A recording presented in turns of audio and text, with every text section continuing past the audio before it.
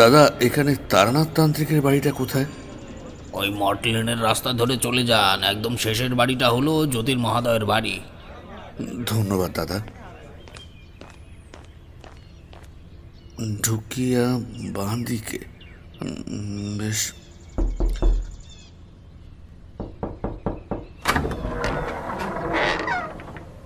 যজমানের নাম? আমি হরিহর রায়, নিবাস উত্তরপ্রদেশের আমরোহা গ্রামে। অনেক দূর থেকে আপনার কাছে এসেছি ঠাকুরমশাই। আমার এই বিপদের থেকে না উদ্ধার করলে আমার মেয়েটাকে বাঁচাতে পারবো না। আহা, ভেঙে পড়বেন না, আগে আপনি ভেতরে আসুন দেখি। এই সময় আমিও উপস্থিত ছিলাম তারানাথের বৈঠকখানায়।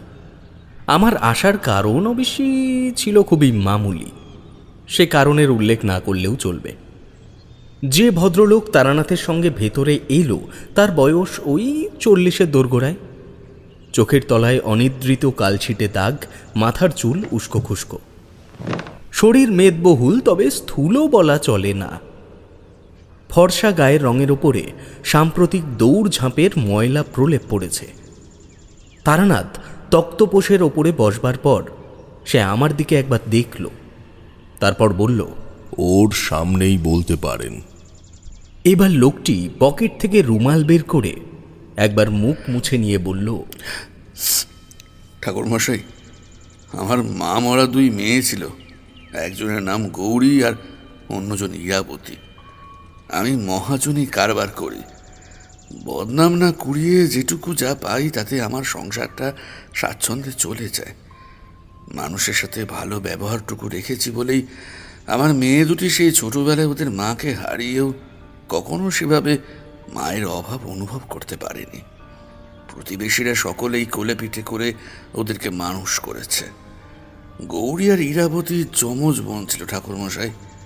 ওদের চলাফেরা, পোশাক আশাক থেকে শুরু করে সমস্ত কিছুর অসম্ভব মিল ছিল। ওদের মা থাকলে হয়তো তার চোখ আড়াল হতো না। তবে আমি বাবা হয়ে বলছি, মাঝে মাঝে তাদের নাম ধরে না ডাকা পর্যন্ত আমিও বুঝতে পারতাম না কোনটা গৌরী আর কোনটা ইরাবতী। ওরা পৃথিবীর আলো দেখলো তার ঘণ্টাখানেক পরে তাদের মাও শেষ নিঃশ্বাস ত্যাগ করল। দাইমা বলেছিলেন গৌরী হলো আমার বড় মেয়ে আর ইরাবতী হলো ছোট। মাসখানেক আগের কথা ঠাকুরমশাই। আমার মেয়ে দুটিতে মিলে গিয়েছিল গ্রামের থেকে খানিক দূরের শালুক বিলে। সে বিলের কোনো ঘাট নেই, সদ্য ওঠা পাটের গাছা বেঁধে সব জাগ দেওয়া রয়েছে এক ধার থেকে। যে ধারের কথা বলছি বিলের সেদিকটায় জঙ্গল একটু পাতলা, কিন্তু বাকি 3 দিক থেকে ঘিরে আছে পাহাড়ি ঘন জঙ্গল।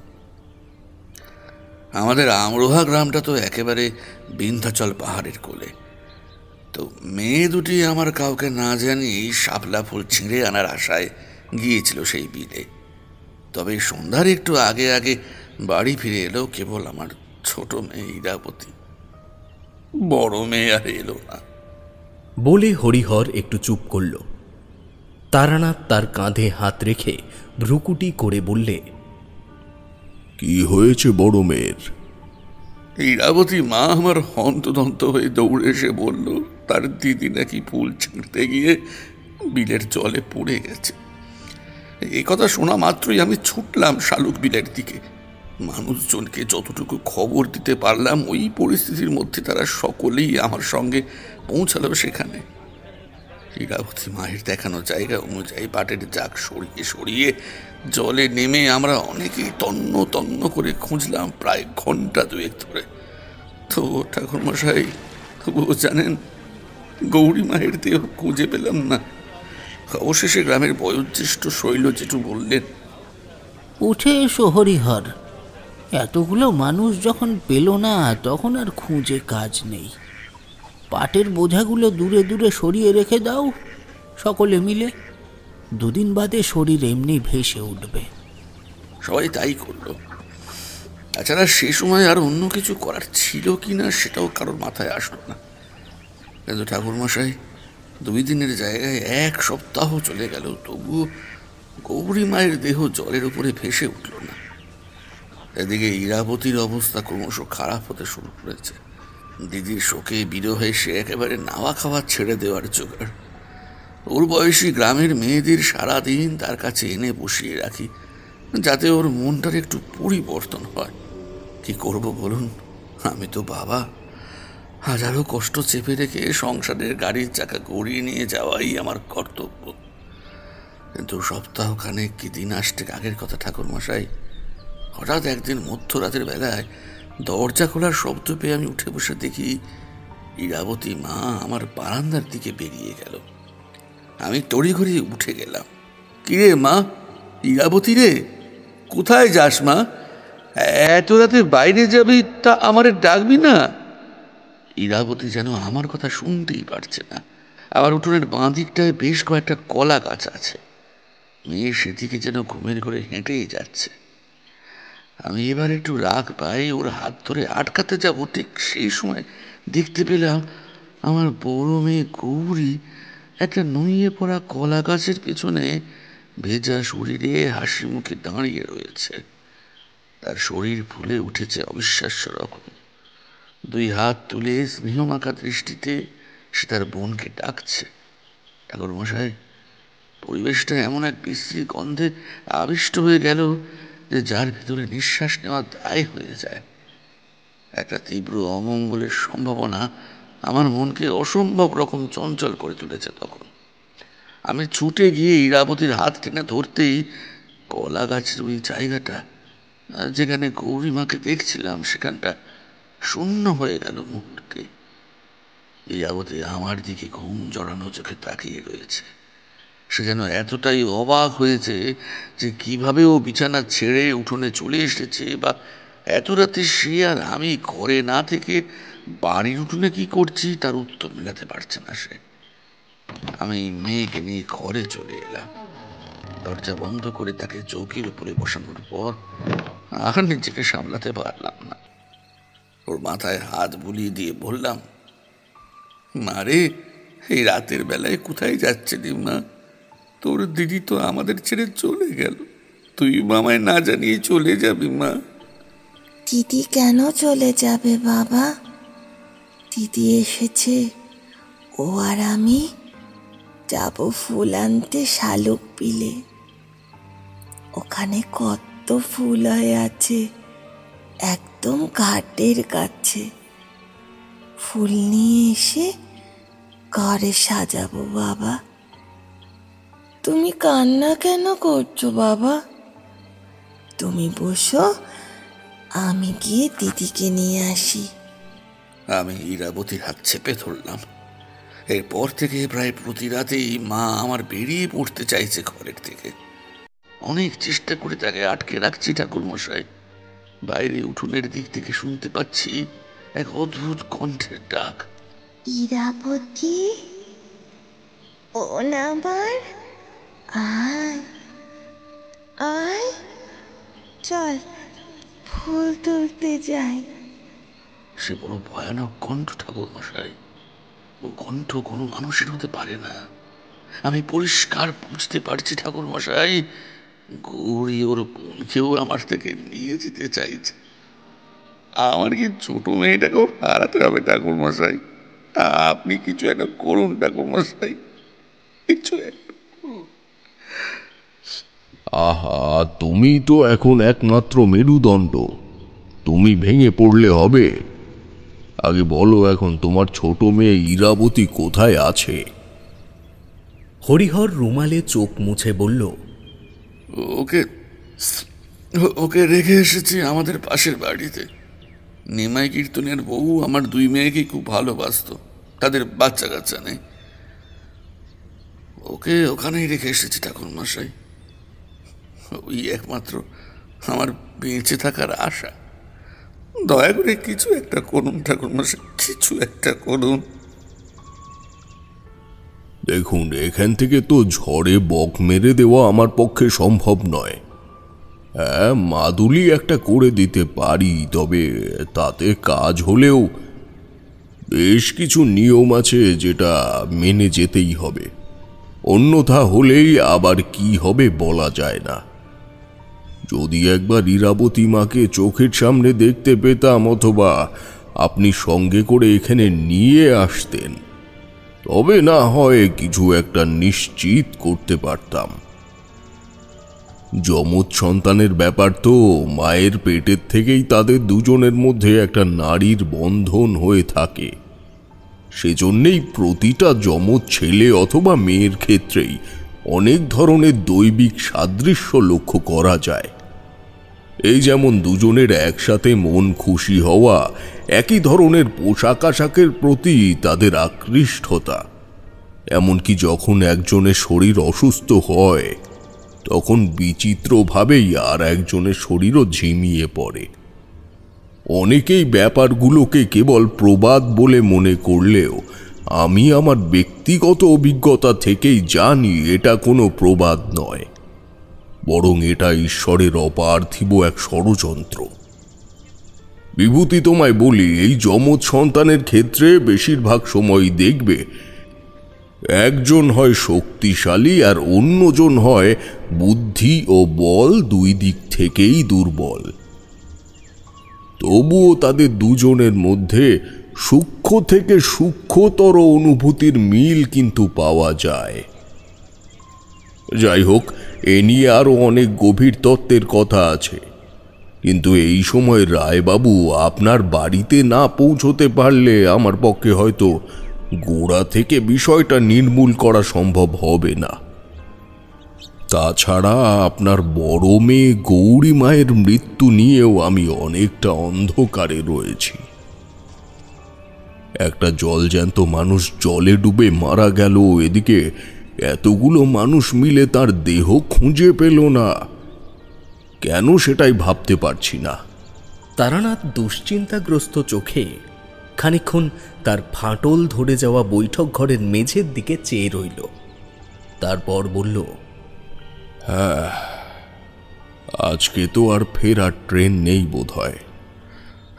আছে আছে ঠাকুর মশাই, রাতেই একটা গাড়ি আছে, ওটা ধরতে পারলে পরশু সকাল হওয়ার আগেই পৌঁছে যাব মির্জাপুর।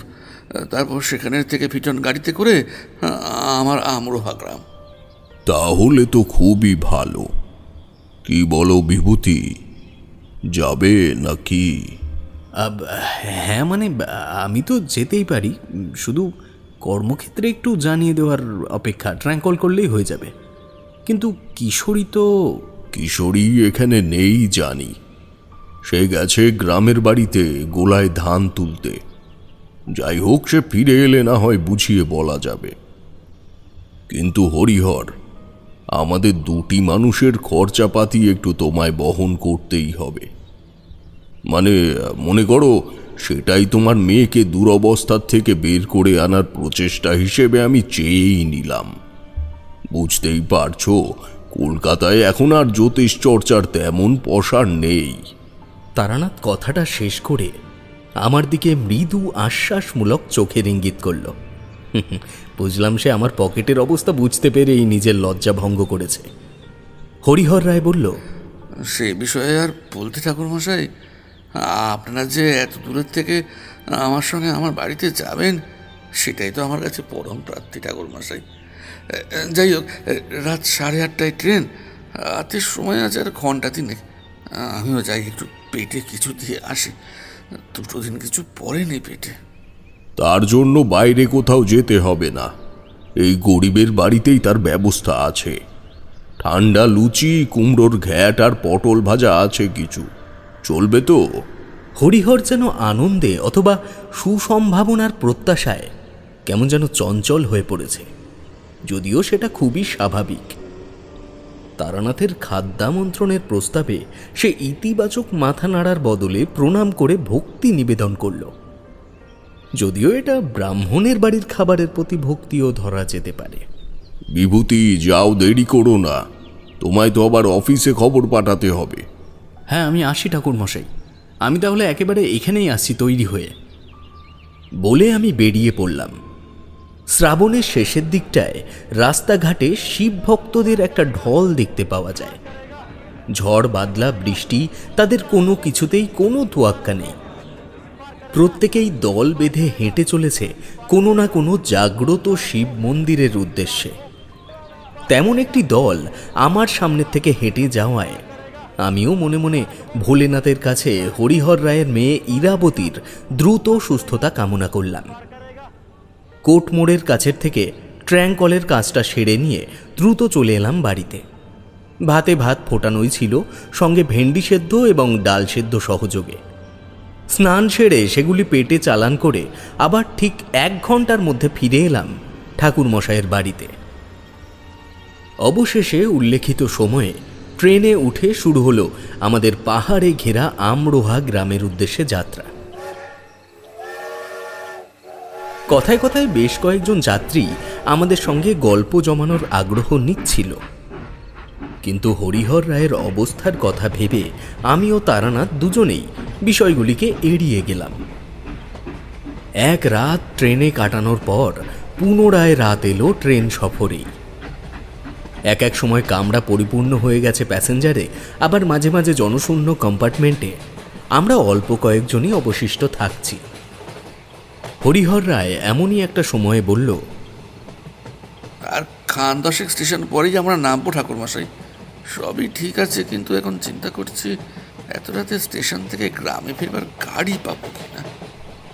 গাড়ি না পাওয়া গেলে উপায় কি? গাড়ি পাওয়া না গেলে একটা সংক্ষিপ্ত হাঁটা পথ আছে, তবু হেঁটে যেতে গেলে সময় লেগে যাবে 1.5 ঘন্টা। অসুবিধা নেই, বাকি রাতটুকু স্টেশনে একটু কাটিয়ে দিতে পারলে ভোরের আলো ফুটতে না ফুটতেই ফিটন গাড়ি বা গরুর গাড়ি পাওয়া যাবে। শোনো, এখনই যদি যাওয়ার ব্যবস্থা না করা যায় তবে আমরা হাঁটা পথেই যাব। এই অবস্থায় যত তাড়াতাড়ি পৌঁছবো আমরোহা গ্রামে ততই ভালো। আমারও হেঁটে যাওয়া নিয়ে কোনো অভিযোগ থাকার কথা নয়। তাছাড়া এ সমস্ত অভিযানে যে কোনো প্রতিবন্ধকতাই আমার কাছে রোমাঞ্চকর পদক্ষেপের অঙ্গীকার। কিন্তু ভাবতে অবাক লাগে, এই 60 ঊর্ধ্ব বয়সেও তারানাথের কি আশ্চর্য ক্ষমতা! মানুষের বিপদের কথা হলে ভোজনবিলাসী অবসরপ্রাপ্ত বৃদ্ধ তারানাথও সেই যুবক বয়সের নির্ভীক মানুষে পরিণত হয়। সেই সময় কোনো রকম বাধাই যেন তার কাছে বাধা থাকে না। তো যাই হোক, আমরা যখন মির্জাপুর স্টেশনে নামলাম তখন প্রায় মধ্যরাত্রি। ট্রেনের থেকে আরও গোটা কয়েক মানুষ নেমেছিল, কিন্তু তারা যেন চোখের নিমেষেই দৃষ্টিসীমার বাইরে বিক্ষিপ্তভাবে চারিদিকের অন্ধকারে মিলিয়ে গেল। তারানাথ বলল, কথাটি অপ্রাসঙ্গিক হলেও বলি, এই স্টেশনের থেকে আমি আগেও একবার বাড়িতে ফিরেছি। বিন্ধ্যাচলের এক উপত্যকায় আমি যুবক বয়সে একবার বেশ কিছুদিন ছিলাম। অবোধলালের একটা কাহিনী তোমাদের বলেছিলাম, মনে পড়ে? মনে পড়ে গেল তারানাথের বলা সেই ঘটনাটা। ঠিকই তো, সে একবার বলেছিল উত্তরপ্রদেশের কোনো এক পাহাড়ের জঙ্গলাবেষ্টিত উপত্যকায় এক হিন্দিভাষী সাধুর আস্থানায় সে বেশ কিছুদিন ছিল। সেখানেই আবাদলাল নামক একটি ছেলে এসে সেই সাধুর কাছের থেকে দীক্ষা নিতে চেয়েছিল, তন্ত্রের অপব্যবহার করবে বলে। এসব ভাবতে ভাবতে হরিহর রায়ের পিছু করতে করতে এগোচ্ছি স্টেশনের প্রান্তের দিকে। সেখানের থেকে 3 ধাপ সিঁড়ি নিচে নামতেই আমরা নুড়ি পাথর বিছানো স্টেশন চত্বরে এসে পৌঁছালাম। হরিহর বলল, এই রাস্তা দিয়ে সোজা হাঁটা ধরলে বাগদিপাড়া পড়বে, তারপর একটা ছোট জঙ্গল পেরোলেই পড়বে সেই শালুক বিল, যে বিলে গৌরী মায়ের জীবন গেছে। ঠাকুরমশাই, ওই বিলের ধারেই আমাদের আমরোহা গ্রাম। এখন ভেবে দেখুন, এই রাতে হেঁটে যাওয়াটা কি ঠিক হবে? মানে আপনি কি পারবেন, নাকি একটু অপেক্ষা করে একেবারে ভোর নাগাদই বেরোবেন? হ্যাঁ, সকালে যাওয়ার কোনো প্রশ্নই আসছে না। বিভূতি, তুমি টর্চ এনেছো না? আমি ঝোলার থেকে টর্চ বের করতে যাব, সে সময় হরিহর রায় নিজের পুঁটলির থেকেও একটা ডাবল সেলের টর্চ বের করল। বলল, এই কলকাতার থেকে এটা নিয়ে এলাম এই যাত্রায়। এখন বাড়িতে যে অবস্থা, একটা টর্চ থাকা অতি আবশ্যক। এই নাও বিভূতি ভাই, তুমি আলো ধরো, আমি আগে এগোই। হ্যাঁ, টর্চটা জেলে এগোলাম 3 জনে। ফিরিঙ্গিদের হাত ধরে যে আমরাও ধীরে ধীরে উন্নত হয়ে চলেছি, এটা বলাই বাহুল্য। দেশের কোনায় কোনায় ঢুকে পড়েছে নানা ধরনের উন্নত প্রযুক্তির নিদর্শন। কলকাতায় সে সময় টর্চের ব্যাপারটা সাধারণ হয়ে গেলেও এমন প্রত্যন্ত অঞ্চলে যেখানে যানবাহনের পর্যন্ত উন্নত ব্যবস্থা নেই, সেখানে এই ব্যাপারগুলো অবশ্যই অবাক করে। তাছাড়া হরিহর রায়ের অবস্থা যে নিতান্তই মন্দ নয়, এটাও তার অন্যতম একটা উদাহরণ। নিশ্ছিদ্র অন্ধকারে আমার হাতের আলোক উৎসটা কেমন যেন নিরীহ দেখাচ্ছে। সেই নিরীহ আলোর মধ্যে হেঁটে চলেছি আমরা তিনটি প্রাণী। বহু দূরে চোখ রাখলে জঙ্গলের ফাঁকে ফাঁকে জেগে থাকতে দেখা যাচ্ছে নিদ্রিত গৃহস্থের বাড়ির কুপি অথবা হ্যারিকেনের আলো। আমাদের সাথে সাথেই আঁধারে ঢাকা বনানীর ছোটোখাটো আগাছা মারিয়ে এগিয়ে চলেছে জ্বলন্ত চোখওয়ালা শেয়ালের দল। হরিহরের হাঁটার গতি একটু বেশি বলে আমিও তারানাথ রয়েছি পাশাপাশি। তারানাথ নিচু গলায় বলল, বাড়িতে যমজ সন্তান এলে আমরা আনন্দ পাই ঠিকই, তবে জারজ কোনো জিনিসই শুভ নয়। কি অবস্থা ভাবতে পারছো এখন হরিহরের মনের?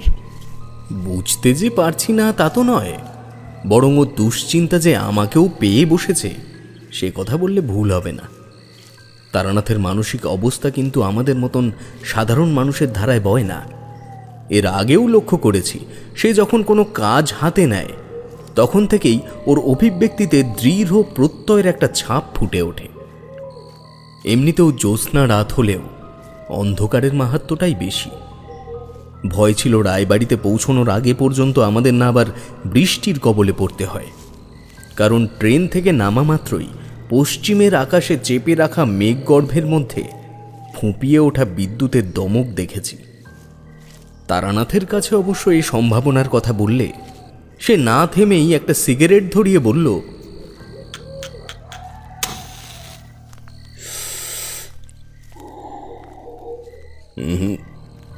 বৃষ্টি এখনই হবে না, আর বৃষ্টি আসার কথা থাকলেও এমন একটা গুরুত্বপূর্ণ কাজে যাওয়ার সময় তা কি হতে দিতাম নাকি?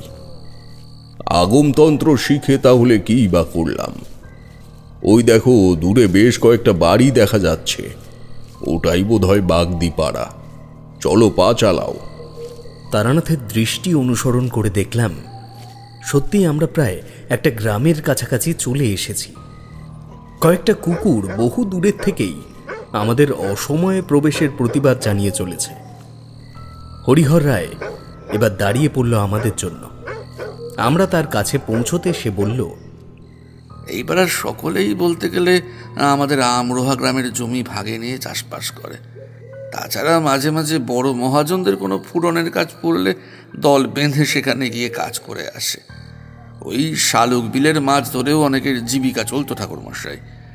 তবে এই ঘটনা ঘটার পরে বিলের থেকে পাটের বোঝা পর্যন্ত তুলে নিয়েছে সকলে। কত পাট জাগ দেওয়ার অভাবে নষ্ট হচ্ছে দরিদ্র চাষিদের। আপনি এটা সুরাহা করতে পারলে যে কতগুলো মানুষ রক্ষা পাবে তা ভাবতে পারবেন না। সত্যিই দুর্ভাগ্যের দিন নেমে এসেছে আশেপাশের অঞ্চলের মানুষগুলির মধ্যে। গ্রামাঞ্চলে চাষবাস করা মানুষেরা অনেকেই অনেকের ওপর পরোক্ষভাবে নির্ভর করে থাকে তা কে না জানে। চাষ করার লোক থেকে ফসল তুলে তা ব্যবহারযোগ্য করে তোলা পর্যন্ত কত রকমের মানুষের যে প্রয়োজন হয় তা তো সকলেই জানো। নির্জন ঘুমন্ত পাড়াটা অতিক্রম করতেই চোখে পড়ল জ্যোৎস্না মাখা আকাশকে আড়াল করে দৈত্যের মতো নিজের বিশাল কালোয় মাখা রূপ বিস্তার করে উত্তরের দিকে চলে গেছে একটা বিশাল পাহাড় শ্রেণী। হরিহর বলল, ওই যে দেখতে পাচ্ছেন, ওটাই হলো বিন্ধ্যাচল পর্বত শ্রেণী। বিভিন্ন জায়গায় উঁচু নিচু রূপ নিতে নিতে এই পর্বত শ্রেণী চলে গেছে একেবারে গুজরাট পর্যন্ত। আর একটু সামনের দিকে এগুলোই বিলটা দেখতে পাবেন।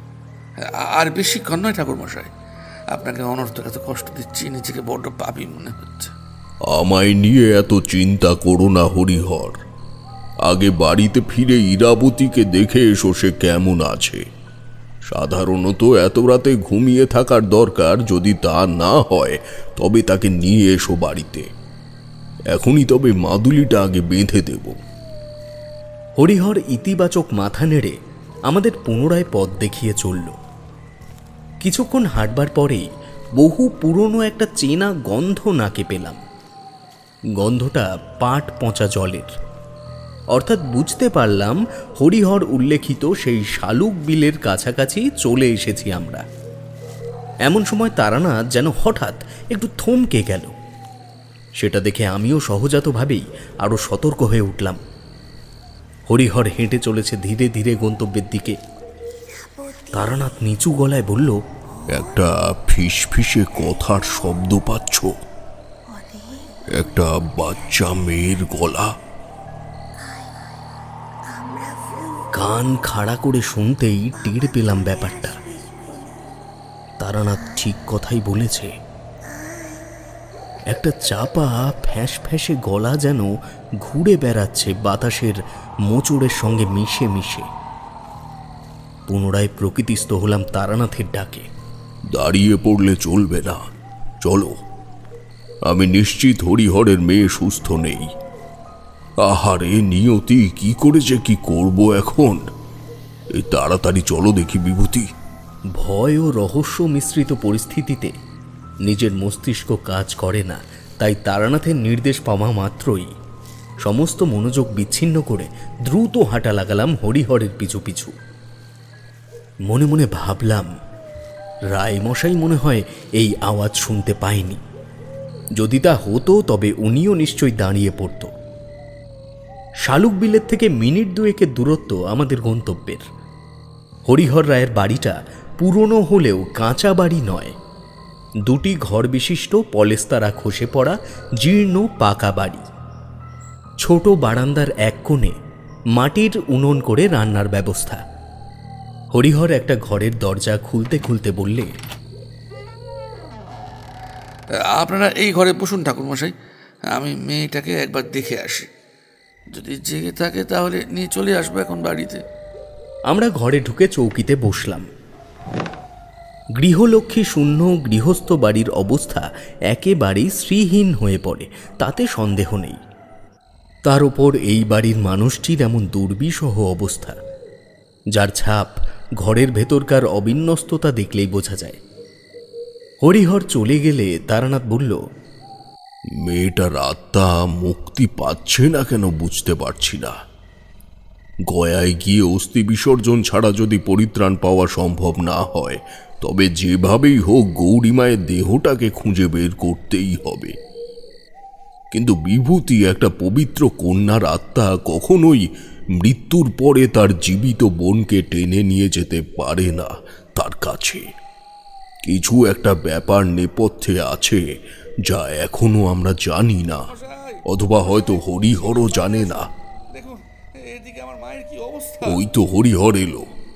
যা ভেবেছি বোধ হয় তাই। এই চলো দেখি কি হলো।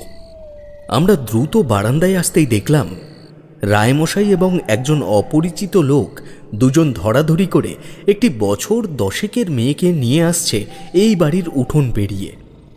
মেয়েটিকে নিয়ে এসে শুইয়ে দেওয়া হলো দাওয়ার ওপর। নতুন ভদ্রলোকটি বললে, নমস্কার ঠাকুর, আমার নাম নিমাই। আমার বাড়িতেই ইরাবতীকে রেখে দিয়েছিল হরিহর।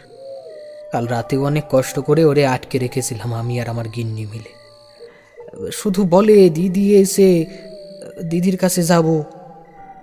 আজকে তো একেবারে ঘরের জিনিসপত্র তছনছ করে ফেলে দিয়েছে খানিকক্ষণ আগেই। অপরাধ নিও না হরিহর, সে কারণে আমার গিন্নি ওর গায়ে একবার হাত তুলেছিল, কিন্তু তাতেও তার পাগলামের সীমা নাই। খানিকক্ষণ বাদেই যখন আর নিজের শক্তিতে কিছু করতে পারলো না, তখন আবার ঠিক কালকের মতনই অজ্ঞান হয়ে গেল। হরিহর যাওয়ার পর থেকে একদানা খাবার খাওয়াতে পারেনি মেয়েটাকে।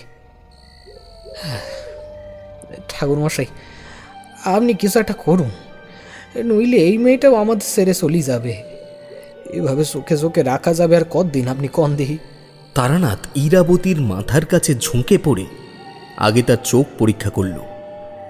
আমিও দেখলাম ওই আঙুলের চাপে টেনে খোলা চোখ দুটি। কি ভয়ঙ্কর লাল হয়ে জেগে রয়েছে চোখের সাদা অংশের শিরাগুলি, আর চোখের মণি দুটি একেবারে ঠেলে উঠে গেছে ওপরের দিকে। তারানাথ একটা দীর্ঘ নিঃশ্বাস ছেড়ে বলল,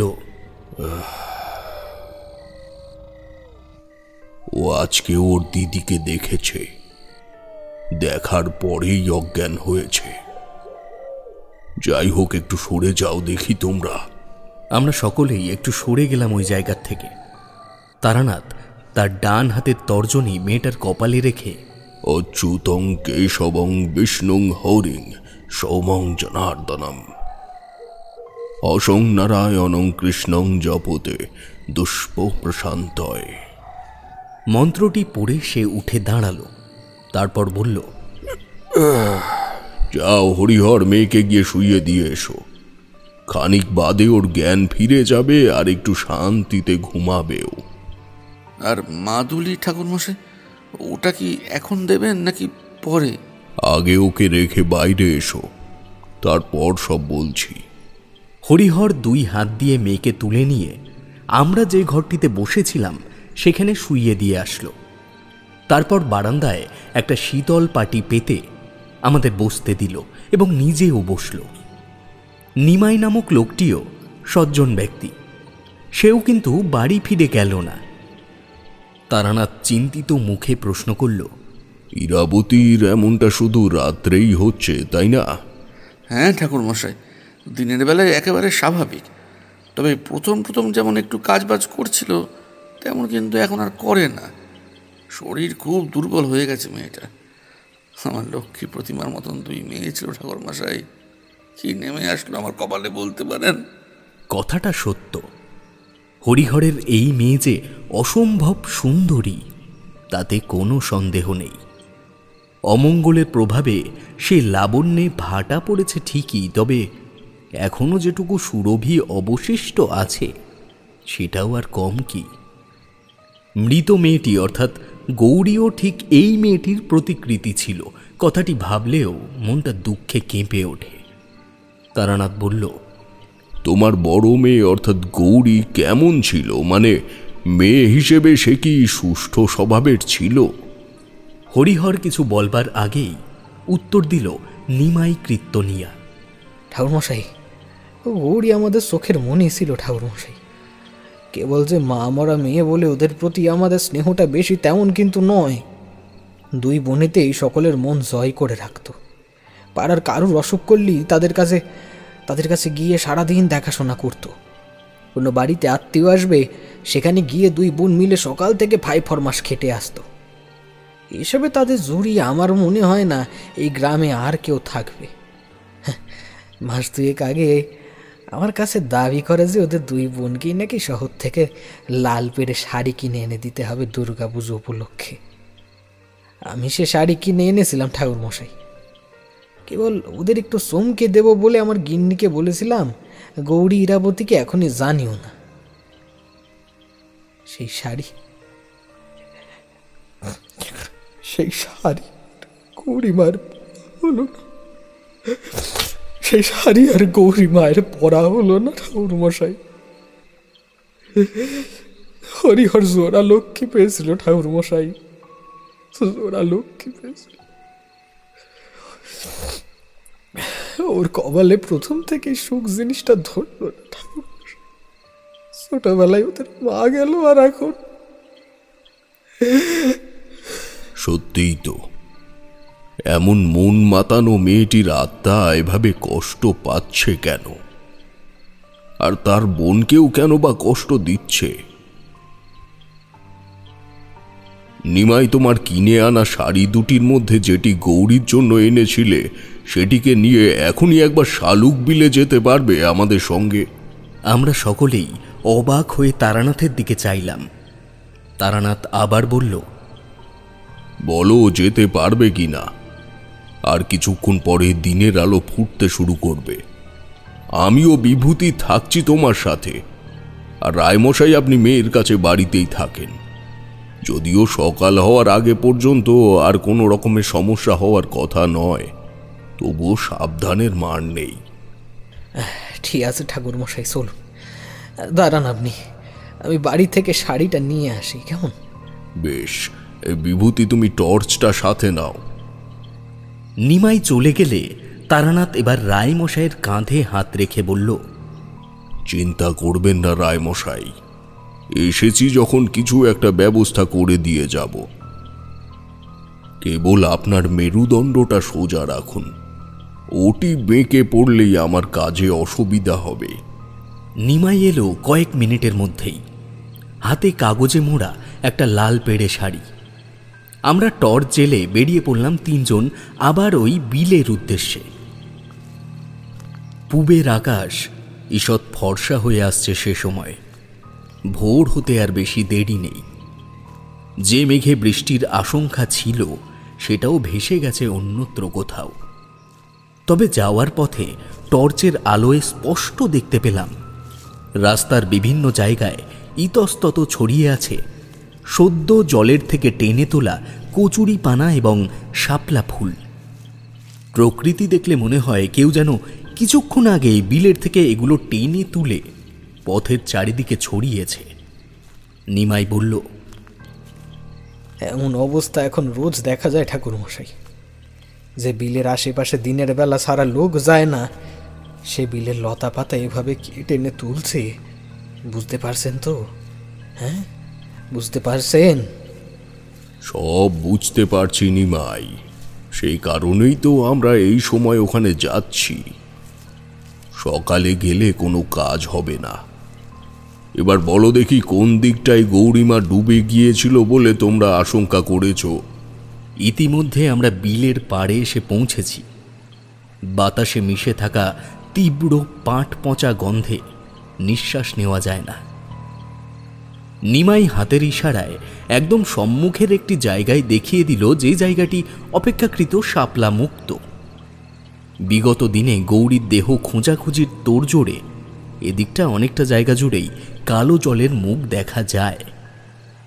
বাকি যত দূর চোখ যায় যেন সবুজে ঢাকা প্রান্তরের ওপরে আবছা বেগুনি ফুলগুলির মেলা বসেছে। তারানাথ সামলে সামলে বিলের জলের কাছে গেল। কিছুক্ষণ একভাবে সেদিকে তাকিয়ে থেকে উঠে এসে নিমাইকে বলল, আমি তোমার এক হাত ধরে থাকবো, তুমি আমি যা বলবো তা বলতে বলতে শাড়িটা ভাসিয়ে দেবে জলে, কেমন? নিমাই ইতিবাচক মাথা নেড়ে এগিয়ে গেল জলের দিকে। সঙ্গে তার ডান হাত ধরে এগুলো তারানাথ। আমি টর্চ ফেলে রেখেছি তাদের গতিপথের ওপর। তাছাড়াও মেঘমুক্ত আকাশের জ্যোৎস্নায় চারিদিকটা বেশ পরিষ্কার দেখা যাচ্ছে। কথা মতো নিমাই কীর্তনিয়া বসে পড়ল বিলের জলের একদম কাছে। তার একটু পেছনে বসল তারানাথ। তারপর বলল, হ্যাঁ, নাও এবার মনে মনে বলো, ওম জন্মাতরগতং সাগ্রং জন্ময়া দুষ্কতং কৃতম তৎ সর্বং বিলয়ং জাতু রাম তীর্থ ভিষেচানেত। নাও এবার ভাসিয়ে দাও শাড়িটা জলে। নিমাই শাড়িটি ভাসিয়ে দেওয়া মাত্রই তারানাথ ওর হাত টেনে নিয়ে চলে এলো আমার পাশে। শাড়িটার দিকে আলো ফেলো বিভূতি। আমি তাই করলাম। জলের মন্থর দুলুনিতে ভাসতে ভাসতে শাড়িটি বেশ খানিকটা গেল। তারপরেই আবার শুরু হলো বাতাসে সেই ফিস ফিসে শব্দ, যে শব্দ আমি ও তারানাথ আসার সময় শুনেছিলাম ঠিক এই জায়গায়। লক্ষ্য করলাম শাড়িটা হঠাৎ নিজের চারিদিকে ঘুরতে শুরু করেছে। ওটিকে কেন্দ্র করে আশেপাশে জলরাশি পাক খাচ্ছে মন্থর গতিতে। চোখের নিমেষে সেই গতি আরও বৃদ্ধি পেল এবং হঠাৎ একটি সবজে হাত সেই জল তরঙ্গের বলয়ের মাঝের থেকে উঠে এসে এক টানে শাড়িটি নিয়ে ডুবিয়ে নিয়ে গেল জলের তলায়। তারানাথ ও নিমাই খানিকটা পিছিয়ে এলো এই ঘটনার আকস্মিকতার প্রভাবে। আমার হাতের টর্চটাও যেন কাঁপতে কাঁপতে মাটিতে পড়ে যাচ্ছিল। আমি কোনো রকমে সেটিকে সামলে নিলাম। তারানাথ বলল, এখনো ও এখানেই আছে, চলো আমরা এখন বাড়িতে ফিরি। নিমাই, এই ব্যাপারে বাইরের কাউকে বলার কোনো প্রয়োজন নেই। নিমাইয়ের অবস্থা তখন একটা পাথরের মূর্তির মতন। মুখের থেকে কোনো কথা বলার ক্ষমতা তখন তার নেই। কেবল কোনো রকমে মাথা নেড়ে আমাদের সঙ্গে ফিরে যাওয়ার পথ ধরল। তারানাথ বলল, কেউ পেছনে তাকিও না আর ঘুরে, গৌরী কিন্তু আমাদের দেখছে। একেতেই শরীর একেবারে ভয়তে শুকিয়ে গেছে আমাদের, তার ওপর তারানাথের এই কথায় যেন নতুন আর একটা অনুভূতি হলো আমার পিঠের কাছে। বারবার মনে হলো কোনো এক বিভৎস প্রাণীর যেন গরম নিঃশ্বাস এসে পড়ছে আমার ঘামে ভিজে যাওয়া জামাখানির ওপরে। কি মারাত্মক অবর্ণনীয় পরিস্থিতির মধ্যে যে হরিহর রায়ের বাড়ি পর্যন্ত পৌঁছালাম তা লেখার ক্ষমতা আমার নেই। রায়মশাই দাওয়াতেই বসেছিলেন। আমাদের দেখে সে এগিয়ে এসে প্রশ্ন করল, ঠাকুর মশাই কিছু বুঝলেন? তারানাথ বলল, যা বুঝলাম তাতে করে তোমায় যদি কলকাতার থেকেই শুধু মাদুলি দিয়ে পাঠিয়ে দিতাম তবে বিপদের নিষ্কৃতি হতো না। হরিহর, কোনো অভিশাপ ছাড়া এমনটা সম্ভব নয়। আমায় সত্যি করে বলো তো, কখনো কি কোনো মানুষের মর্মান্তিক ক্ষতি করেছ তুমি অথবা তোমার বংশের কেউ? ঠাকুর মশাই, জীবদ্দশায় এমন কোনো কাজ আমি করিনি যাতে মানুষের ক্ষতি হয়। তবে যদি আমার পরিবারের কথা বলেন তবে শুনেছি নাকি আমার ছোট কাকা চন্দন কুমার রায় নাকি ডাকাতি করত। যদিও আমি যখন অনেক ছোট সে তখন কুষ্ঠরোগে মারা যায়, বাড়িতে থাকতো না, কিন্তু মৃত্যুকালীন সময় নাকি মাসখানেক বাড়িতে ছিল। বাবা বিশেষ কিছু বলেনি আমায় তার ব্যাপারে কোনো দিনে। তাছাড়া অমন মানুষের ব্যাপারে জানবার কৌতূহল আমার বিশেষ ছিল না। তবে শৈল জেঠার মুখে তার কিছু দুষ্কর্মের নজির শুনতাম। বহু মানুষকে নিজের হাতে সে হত্যা করেছিল অর্থের লালসায়। আমাদের বংশে সেই প্রথম এমন কুসন্তান এবং সেই শেষ। বাকি আমি এই রায় বংশের শেষ উত্তরাধিকারী। আমার পরে আর অন্য কোনো ছেলে নেই যে এই বংশের কুল রক্ষা করবে। বেশ, তাহলে তোমার ওই শৈল জ্যাঠার বাড়িতে একবার যেতে হবে আমায়, যদি তার কাছের থেকে কিছু জানতে পারি। তোমার মেয়ের প্রেতজনী প্রাপ্তি হয়েছে, সে ভীষণ কষ্টে আছে হরিহর। সেই কারণেই সে তার বোনকে তার জগতে টেনে নিয়ে গিয়ে তার কষ্ট লাঘব করতে চাইছে। যাই হোক, বেশি কথা বাড়িয়ে কোনো লাভ নেই, এখন একটু বিশ্রাম নি। ঘন্টা খানেক পরে আমাদের একবার নিয়ে চলো দেখি সেখানে। হরিহর সম্মতি জানিয়ে আমাদের নিয়ে গেল পাশের ঘরে। আমিও তারানাথ তক্তপোষের ওপরে একটু নিজেদের এলিয়ে দিলাম। টানা 2 রাত ঠিকভাবে ঘুম নেই ঠিকই, তবে এই পরিস্থিতিতেও যে চোখের পাতা এক করা সম্ভব নয় সেটা বলার অপেক্ষা রাখে না। কোনোরকম এপাশ ওপাশ করে ঘণ্টাখানেক বাদে আমরা উঠে পড়লাম শৈল জ্যাঠার বাড়িতে যাবার জন্য। হরিহরের মেয়ে ইরাবতী তখনও গভীর ঘুমে আচ্ছন্ন। আমরা রায়মশাইয়ের সঙ্গে গিয়ে পৌঁছালাম পাড়ার শেষ মাথার একটা একচালা বাড়ির প্রাঙ্গণে। গ্রামের মানুষ এমনিতেই অনেক সকাল সকাল ঘুম থেকে উঠে যায়, তার উপর হরিহরের সঙ্গে 2জন নতুন মানুষ দেখে একটা ছোটোখাটো জমায়েত আমাদের সঙ্গে এসে পৌঁছলো ওই বাড়ির উঠোনে। তারানাথ যদিও ব্যাপারটাকে গোপনে সেরে ফেলতে চেয়েছিল, তবুও এমন জায়গায় হঠাৎ করে সকলকে চলে যেতে বললেও চলে না। শৈলজানন্দ ভট্টাচার্য গ্রামের সকলের কাছেই শৈল জ্যাঠা নামেই পরিচিত। হরিহর আমাদের পরিচয় তার সাথে করিয়ে দিতেই সে সকলের উদ্দেশ্যে বললে, তোমরা সকলে একটু চুপ করো দেখি। এক মেয়ে গেছে গ্রামের, আর এক মেয়ের এমন অবস্থা, এই বিপদ। আমরা কিছু তো করতে পারছি না, বরং হরিহর যেন কোনো দোষ করে ফেলেছে এমনভাবে তাকে সকলে এড়িয়ে চলছ। এখন এখানে যখন সকলে এসেই পড়েছ তখন একটু চুপ করে থাকো দেখি বাপু। সমর্থন করো, না হলে বাড়ি যাও। বলো বাবা, তোমরা কি জানতে চাও? তারানাথ তার উদ্দেশ্যে প্রণাম করে খানিকটা এগিয়ে গিয়ে প্রশ্ন করল, আপনি কি বলতে পারেন যে এই হরিহর রায়ের পরিবারে কোনো রকমের অভিশাপ লেগেছিল কিনা ইতিপূর্বে? বৃদ্ধ প্রথমে না বাচক মাথা নাড়ল, তারপর ভ্রুকুটি করে বললে, অভিশাপের কথা তো বলতে পারি নে, তবে হরিহরের কাকা চন্দন ছিল জাত বদমাইশ। আমাদের পাশে আর একটা গ্রাম আছে, নাম ঠাকুরপাড়া। সেখানের এক কণ্ঠিধারী বৈষ্ণবকে সে ভীষণ অন্যায়ভাবে হত্যা করেছিল। পরবর্তীতে শুনেছি তার মেয়েও নাকি নিখোঁজ হয়। কি হয়েছিল ঘটনাটা? চন্দন তখন ডাকাতি করে বেড়ায় এ গ্রাম সেই গ্রামে। মাঝে মাঝে দূরে চলে যায়, কোথাও বছরের পর বছর তার দেখা পাওয়া যেত না। আমরা ভাবতাম ছেলেটা নিশ্চয়ই কোথাও আটক হয়েছে। তবে না, কোনো না কোনো সময়ে আবার আশেপাশের গ্রামের থেকে শোনা যেত নাকি চন্দন এসেছিল তার দলবল নিয়ে, সব লুট করে নিয়ে গেছে। ঠিক এমনই ঘটেছিল সেবারের ঘটনাটাও।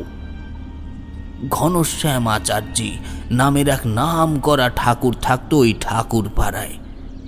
বহু দূর দূরান্তের জমিদার বাড়িতে সে পুজো করতে যেত। কি অসাধারণ ছিল তার সংস্কৃত মন্ত্র উচ্চারণ! ওরে বাবা, সে আর কি বলবো। তো সেবার দুর্গা পুজোর পরে জানা গেল ঘনশ্যাম নাকি ভিন রাজ্যের এক জমিদার বাড়ি থেকে পুজো করে ফিরেছে এবং সঙ্গে করে নিয়ে এসেছে প্রচুর উপঢৌকন। দুর্ভাগ্যবশত সে সময় চন্দনের দলবলের কেউ হয়তো আশেপাশেই ছিল, যার মাধ্যমে ডাকাত মহলে তার খবর ছড়িয়ে যায়। ঘনশ্যামের এক মেয়ে ছিল, নামটা আমার জানা নেই।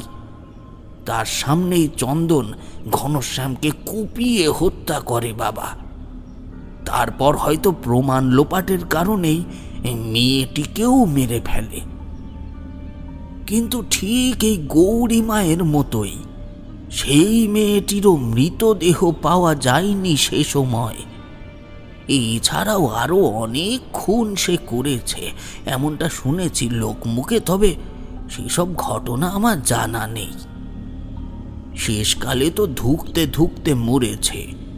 এই গ্রামেই ছিল শেষ বয়সে। কেবল হরিহরের বাবা তার নিজের ভাই বলে একেবারে ফেলে দিতে পারেনি।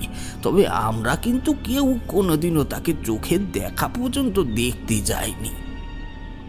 এটুকু বলে শৈল জ্যাঠা চুপ করল। গ্রামের মানুষের কারোর কারোর চেহারায় কৌতূহল, কেউ কেউ আবার ফিসফিস করে একে অপরের কানে কানে কিছু বলছে।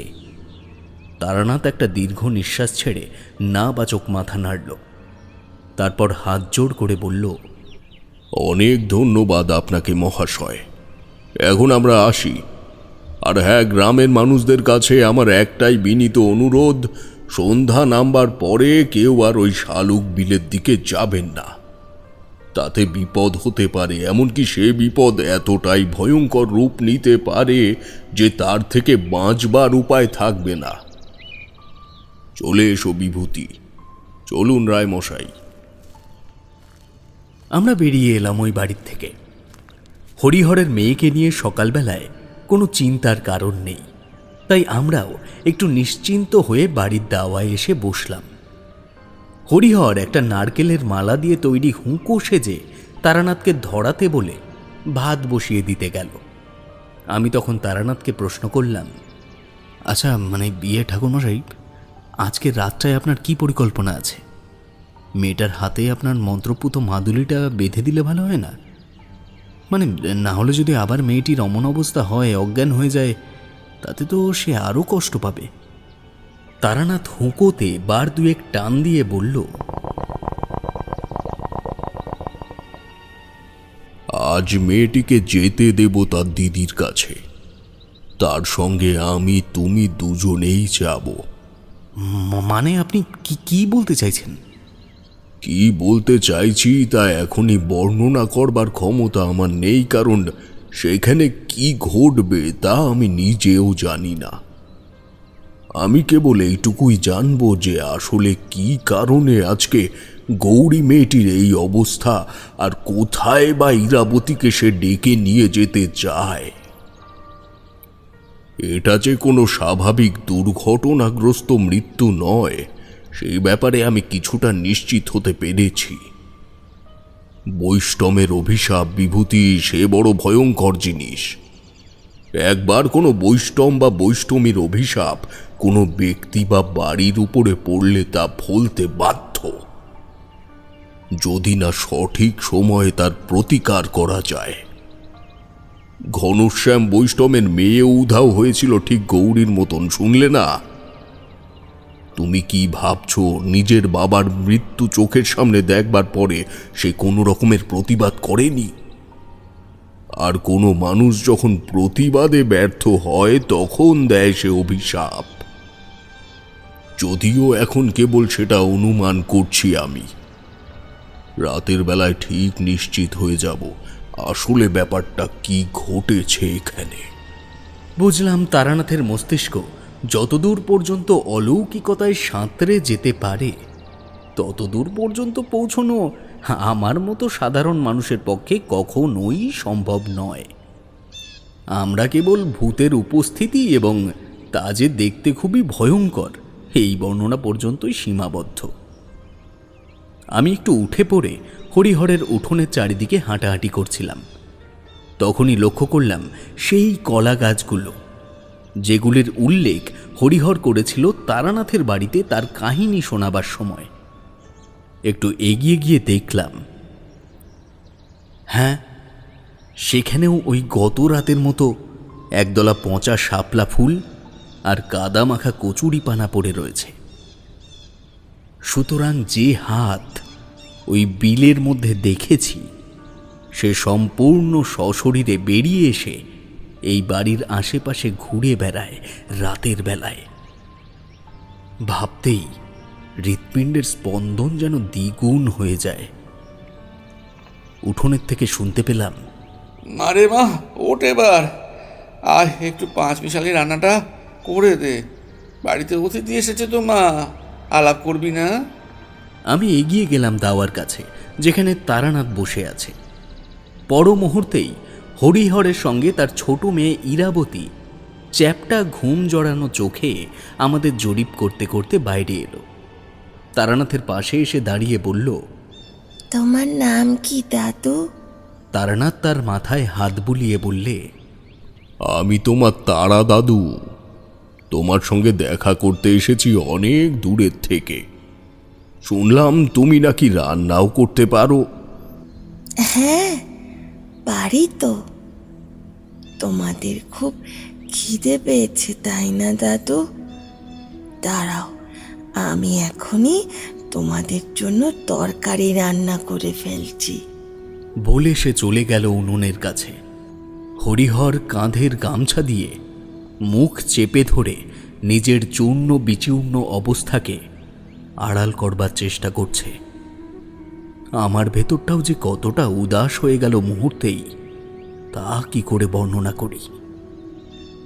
বাচ্চা মেয়েটা জানেও না যে তার সঙ্গে প্রতি রাতে কি ঘটে চলেছে। তারানাথ হরিহরকে আবার বলল, রায়মশাই, আগেই বলেছি আপনাকে মেরুদণ্ড সোজা রাখতে হবে।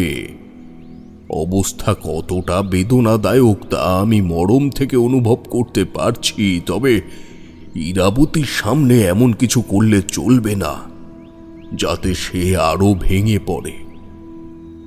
এদিকে আসুন দেখি, বসুন, আপনার সঙ্গে কথা আছে, আসুন। হরিহর তারানাথের পাশে বসতে সে বললে, শুনুন রায়মশাই, আজ কিন্তু ইরাবতীকে ছেড়ে দিতে হবে আমার সঙ্গে, এবং আমরা ফিরে না আসা পর্যন্ত যতই দেরি হয়ে যাক না কেন আপনি বাড়ি থেকে বেরোবেন না। হরিহর আর কি বা রায় দেবে এই বিষয়ে? সে কেবল শুনেই যাচ্ছে একের পর এক নির্দেশ। কলের পুতুলের মতো মাথা নাড়া ছাড়া তার আর উপায়ই বা আছে কি? দুপুরে ইরাবতী নিজের ওই ছোট ছোট হাতে আমাদের খাবার পরিবেশন করল এবং নিজেও খেলো একই সাথে বসে। ওইটুকু মেয়ের হাতের কি পটু রান্না!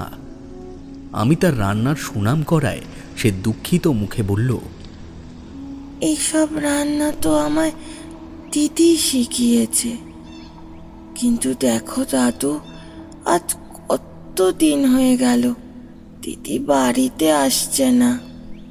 কোথায় যে গেল দিদিটা? প্রথমে তো জলে ডুব দিল, আমি দেখেছি। তারপরে ওই দিন রাতেই দেখলাম জল থেকে উঠে ওই পাকতি পাড়ার মাঝের জঙ্গলটার দিকে চলে গেল। কবে আসবে দিদি বাড়িতে? তুমি এখন খেয়ে নাও ইরাবতী, পরে তোমায় অনেক গল্প বলবো। বলে তারানাথ আমার দিকে তাকিয়ে একটা ইঙ্গিত করে বুঝিয়ে দিল যে আমি যেন আর কোনো বিষয়ে ইরাবতীর সঙ্গে কথা না বলি। যদিও আমি মনে মনে সেটাই ঠিক করে নিয়েছিলাম। খাওয়া দাওয়ার পর ইরাবতী তারানাথের সঙ্গে বিভিন্ন গল্প বলতে বলতে ঘুমিয়ে পড়ল। তারানাথ সন্ধ্যার দিকে হরিহরকে বলল, মেয়েটার গায়ে কিন্তু জ্বর আছে, এরকম কি মাঝে মাঝেই হচ্ছে? হ্যাঁ ঠাকুর মশাই, একটু গা গরম গরম থাকে রাতের বেলায়, সকালে আবার ঠিক হয়ে যায়। যদিও ওর শরীরে এখন রোগ ব্যাধি বাসা বাঁধবে খুব সহজে। ভেতর থেকে সম্পূর্ণ দুর্বল হয়ে পড়েছে মেয়েটি। আজ রাতে দেখি মেয়েটাকে ফিরিয়ে দিতে পারি কিনা তোমার হাতে। বিভূতি আমার বয়স হয়েছে, শক্তিও হারিয়েছে অনেক, সেই কারণে তোমায় নিয়ে যাব আমার সঙ্গে। যে কোনো রকম আপত্তিকর অবস্থা আসলেই আমার নির্দেশ পাওয়া মাত্রই তুমি বিনা দ্বিধায় ঝাঁপিয়ে পড়বে সেই কাজে। বিশ্বাস রেখো আমার উপরে, আমি জীবিতাবস্থায় তোমার কিছু হতে দেব না। ঠাকুরমশাই, আপনি নিশ্চিন্ত থাকুন, আমি সম্পূর্ণভাবে তৈরি রাত্রের অভিযানের জন্য।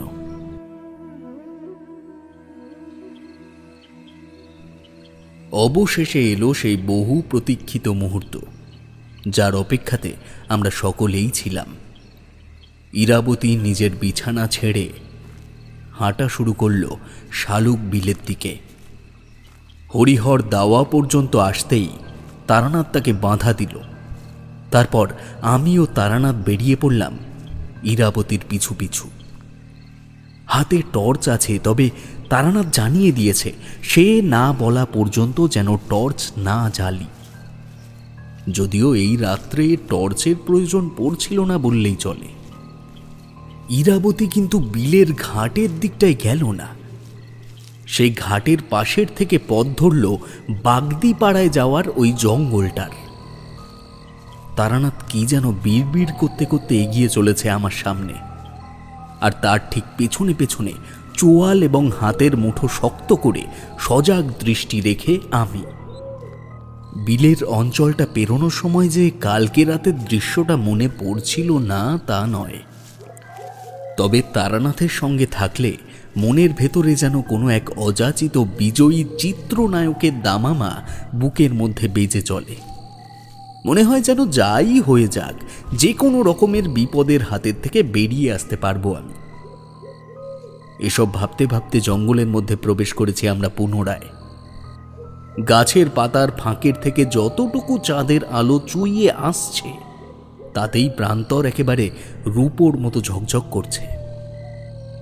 হঠাৎ তারানাথ আমায় হাতের ইশারায় থামতে বলতেই লক্ষ্য করলাম খানিকটা দূরে ইরাবতীও দাঁড়িয়ে পড়েছে একটা গাছের গোড়ায়।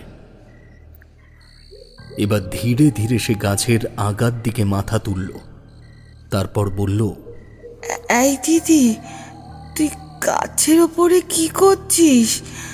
এই দেখ, আমি এসেছি, চল এবার বাড়িতে চল। আমি স্থানুর মতো দাঁড়িয়ে সেই দৃশ্য দেখছি। এখনো ভাবতে গিয়ে আমার গায়ে কাঁটা দিচ্ছে। ইরাবতীর কথা শেষ হওয়া মাত্রই ঠিক যেমন মই বেয়ে যেমন কোনো মানুষ ওপরের থেকে নিচে নামে, ঠিক তেমন ভাবেই গাছের অন্ধকার মগডাল থেকে নিচে নেমে এলো লাল পেড়ে শাড়ি পরা একটা মনুষ্য অবয়ব। তার মুখ ঘোমটা দিয়ে ঢাকা ঠিকই, তবে তার উপস্থিতির সঙ্গে সঙ্গেই চারিদিকটা আবার পাট পচা গন্ধে ভরে গেল। সেই সবুজ হয়ে যাওয়া শ্যাওলা জমা হাত ইরাবতীর মাথায় রেখে বলল, ছোট ঠাকুরদার ওপর অভিশাপ ছিল রে বোন। সে এক পষ্টমের মেয়েকে এই বিলের মধ্যে মেরে পুঁতে রেখেছিল। তাই আমি যেদিন জলের মধ্যে পড়ে যাই, সেই দিন ওই মেয়েটার সাথে আমার দেখা হয়। সে আমায় বলে আমি যদি তার সাথে না যাই তাহলে এই অভিশাপ ঘুচবে না। আমাদের মধ্যে যে কোনো একজনকে তো অভিশাপ ঘোচাতে হবে বল বোন। তাই আমি কাজটা করলাম। শোন, তোর একটা কাজ আছে। বাবাকে সারা জীবন ভালো রাখবি, কখনো কষ্ট পেতে দিবি না। বলবি দিদি খুব ভালো আছে। আমি এই কথাটা বলবো বলেই তো তোকে একদিন ডাকছিলাম বোন। যা, বাড়ি ফিরে যা বোন, বাড়ি ফিরে যা। ভয়তে মূর্ছা যাব নাকি আসন্ন বেদনায় মুষড়ে পড়ব তা বুঝে ওঠার ক্ষমতা তখন আমার নেই। তারানাথের দিকে তাকিয়ে দেখলাম তার চোখের থেকে 2 ফোঁটা জল গড়িয়ে পড়ল। সম্মুখের বিভীষিকা ইরাবতীকে নিয়ে এগিয়ে আসছে তারানাথের দিকে। তারানাথও চোখ মুছে খানিকটা এগিয়ে গেল। নাও দাদু, ওকে বাড়ি নিয়ে যাও। বোনকে নিয়ে যাওয়ার জন্য আমি আসিনি দাদু। বাবাকে অযথা ভয় পেতে বারণ করো। সবাইকে বলো গৌরীর এক দূর দেশে রাজপুত্রের সঙ্গে বিয়ে হয়ে গেছে। সেখান থেকে আর ফেরা যাবে না দাদু। বাবাকে বলো। তারানাথ ইরাবতীর হাত ধরে হাঁটা শুরু করল হরিহর রায়ের বাড়ির উদ্দেশ্যে।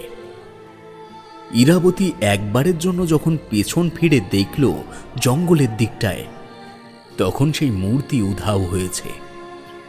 এদিকে হরিহরের বাড়িতে যখন ঢুকছি তখন ঘটল এক বিচিত্র ঘটনা। দেখলাম ওই বাড়ির উঠোনের ঠিক মাঝখানে এক ফালি নীল আলোর ছটা যেন আকাশের কোনো অংশের থেকে এসে পড়েছে। যে অংশটুকু নীল হয়ে রয়েছে তার মধ্যেই মাটির উপর তৈরি হয়েছে একটা চৌকো গর্ত, যা দেখে মনে হয় সদ্য খোঁড়া। এবং সেই গর্তের চারিপাশে আতপ চাল বাটা দিয়ে আঁকা রয়েছে লতানো ফুল পদ্ম ছাড়াও আরও কত কাঁচা হাতের আলপনা। ওই গর্তের পাশে ইতস্তত ছড়িয়ে রয়েছে চালের টুকরো। পরিবেশে হঠাৎ যেন মিশে গেল রজনীগন্ধা ও বড় ঠাকুরের পুজোর সিন্নি মিশ্রিত একটা মিষ্টি মধুর গন্ধ। হরিহর সেদিকে বিস্ফারিত দৃষ্টিতে তাকিয়ে রয়েছে। আমরা উঠোনে প্রবেশ করতেই সে তারানাথের সামনে সে দাঁড়িয়ে আর নিজেকে ঠিক রাখতে পারল না। ঠাকুরমশাই, গৌরীমা এসেছিল ঠাকুরমশাই। নিজের হাতেই এই আলপনা দিল, নিজের হাতেই আমার অন্যের ঋণ মিটিয়ে দিয়ে চলে গেল কোথাও।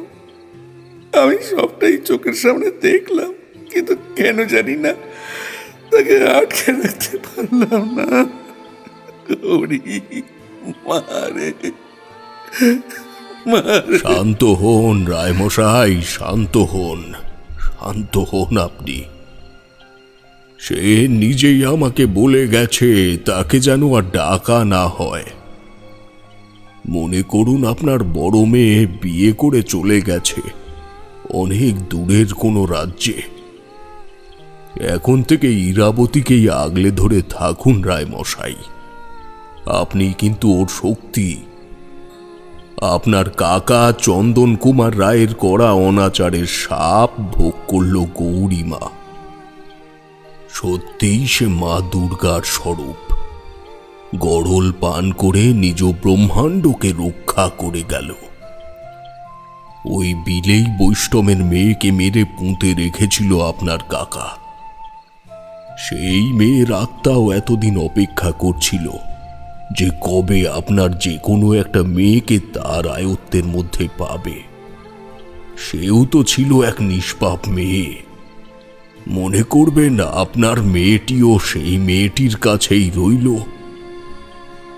এক কাজ করুন, চলুন কটা দিন ইরাবতীকে নিয়ে আমার বাড়ি থেকে ঘুরে আসবেন। ওর মনটাও তাতে ভালো হবে। আমার ওখানে আর এক বন্ধু আছে কিশোরী, সে একেবারে গোটা কলকাতা শহরটাকে চেনে। সে কিছুদিন হলো কাজে গেছে, ও ফিরলে বলবো ইরাবতী মাকে একটু ঘুরিয়ে ফিরিয়ে আনতে।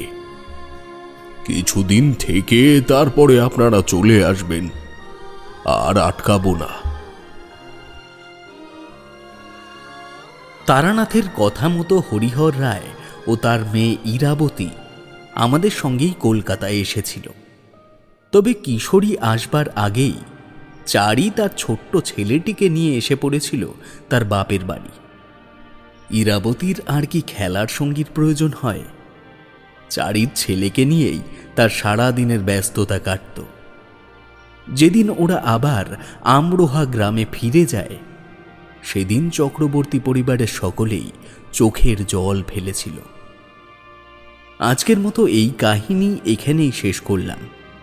ফিরবো আবার পরবর্তী কাহিনী নিয়ে খুব শীঘ্রই, শুধুমাত্র আপনাদের সবথেকে প্রিয় চ্যানেল রাজপ্রতাপের ঠেকে।